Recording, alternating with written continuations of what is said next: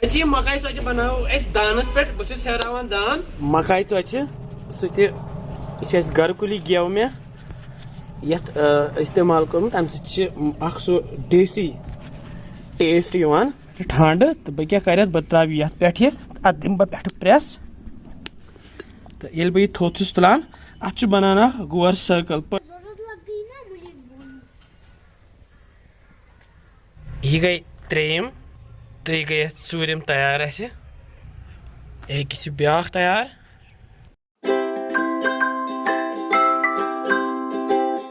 मकाई चोचे बनाने बापत मे नुमुत बोड़ बाल तो अत पे थव बह यह छान तो छान मज त्रा बह मकाई ओट तो यह छानुन वारिया जरूरी तिकाज अत मज गछ यह लम्स रोजन कह तेल बन मकाई चोट असल कहें तो ये मज बह त्रावान 3 बड़ चमच मकाई ओट अम पत कड़ो अस छाने यह मकाई ओट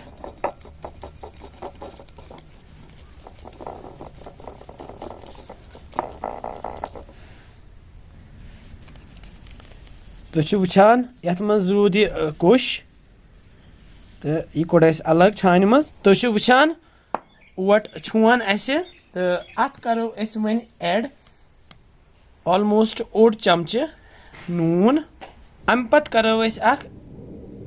तिल 2 चमच एड रिफाइन तेल अम पत त्रा बह सखबुल आब सखबुल आब कर इस्तेमाल तो वार वार दिन मांड मकाई ओट थोड़ा सा आसान ड्योल पहम इसीलिए अत चोचे दड़ान जल्दी जल्दी कह आज हाव तो सिंपल तरीके कित कन बनाइव तुम असल मकाई चोच तो कित कन दड़ान तुहज यम मकाई चोचे तुम वुचान ओट बह मंडान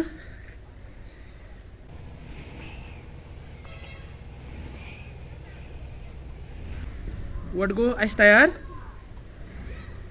ओट तैयार गसित तुम वुचान थवो यह पत ऑलमोस्ट 1 घंटे इथे कन पे थवोस दजहन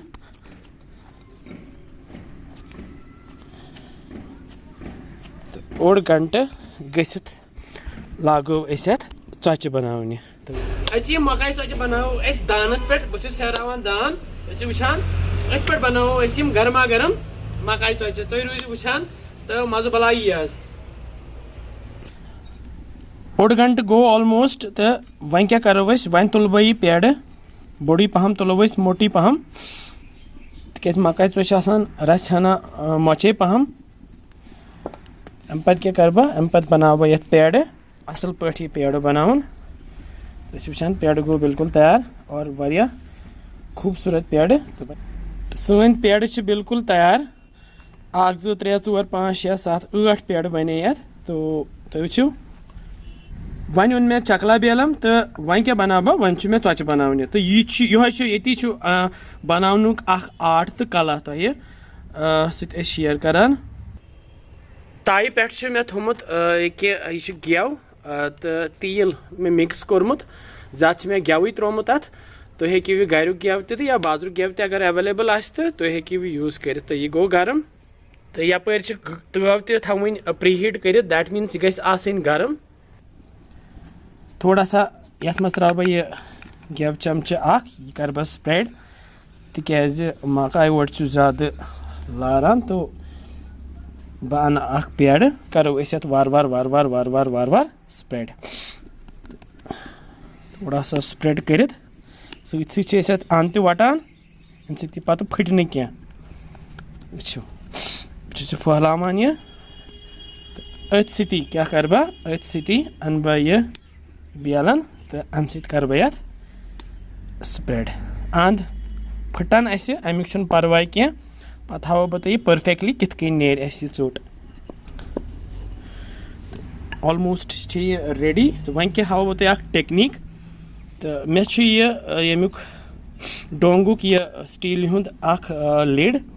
यह पे ठंड तो बह क्या कर बह त्रा ये पे अत दिम बह पे प्रेस तो ये बह थोथ तुलान अत बनान गोर सर्कल परफेक्ट शेप तो तुलो वन यह अंदन अंदन थोद वुचान परफेक्ट चोट बने लकटी पहम तो मगर मकाई चोट बने परफेक्ट तो एक्स्ट्रा यह थो बचे तिक बनावो पे बे चोट तो वन क्या करो वन तुलोन अत सत वार वार वार वार तिक मकाई चोट यह हे फटित ओ माशाल्लाह तो वो चोट बराबर तैयार तो वन क्या करो त्रोहन वन गर्मा गर्म ताई पे आहा तो तव ती गरम तो यह सही वन अन वुचान गर्मा गर्म तव तैयार अत पे त्रो मकाई चोट तो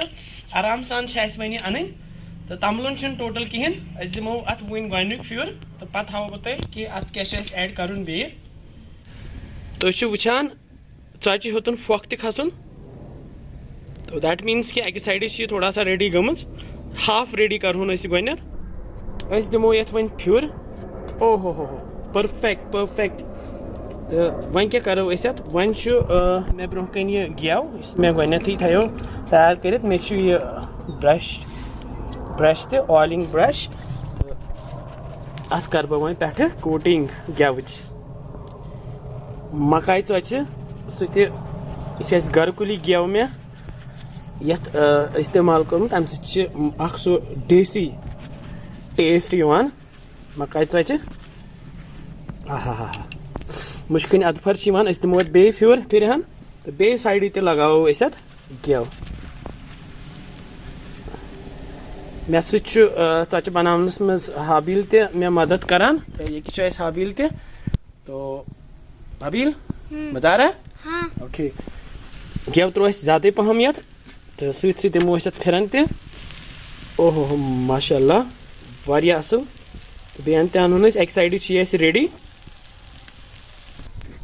सन मकाई चोट ऑलमोस्ट रेडी तो वालहन यह वन तो थवन यपर ये चौचि टूकर मज बिल्कुल तुम वुचान किस मज़ेदार मकाई चोट बने तैयार मकाई चोट बनान अकि पेवान वारिया मेहनत कर मकाई चोचन तो क्या अवजि आसान ये टेक्निक करो बे इस्तेमाल अत प्रेस पेवान कर बे तुलो यहन बचान ये बन पे ब्या कलेक्ट करान ये तो सत बह पे वार वार वार वार तुलन यहाँ से माशाल्लाह तो वुचान गोल गोल गोल गोल मकाई चोट तैयार गसान यपर ये पे फिरन फिरन दिवान तुम वो माशाल्लाह तो दयम चोट ते तैयार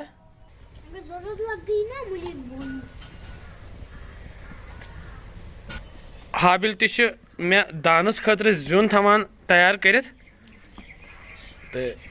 माशाल्लाह यह गई त्रेम तो यह गई चूरम तैयार एक ब्या तैयार ज़बरदस्त मकाई चौचि तो तुम बनाइए मकाई चौचि तो बे कर सन चैनल ते सब्सक्राइब बे वन कमेंट सेक्शन मज कि किस तुम बसान सान रेसिपीज अस मिलो तुम से क्या मज़ेदार रेसिपी हेत तो तुत काल थो पन ख्याल तो बिहव रबस हवाल।